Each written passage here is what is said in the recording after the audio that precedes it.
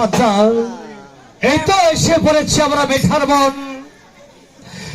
এই যে মেঠার বনে এই যে বৃক্ষতলা দেখছো, এই বৃক্ষতলা তুমি বসো, এই বৃক্ষতলা বসি তবে ধ্যান করো।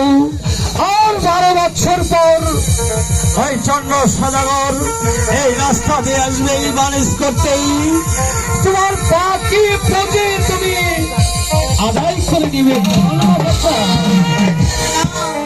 ঠিক আছে, আমি তাই করব, তাই করব।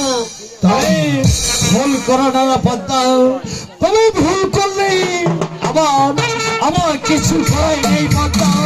তুমি বারবার করে অনুরোধ করে বলবো, 12 বছর পর, 12 বছর পর এই রাস্তা দিয়ে চন্দ্র সদাগর আসবে, ওই রাস্তা দিয়ে তুমি পূজা তুমি আদায় করে নেবে, পূজা তুমি আদায়।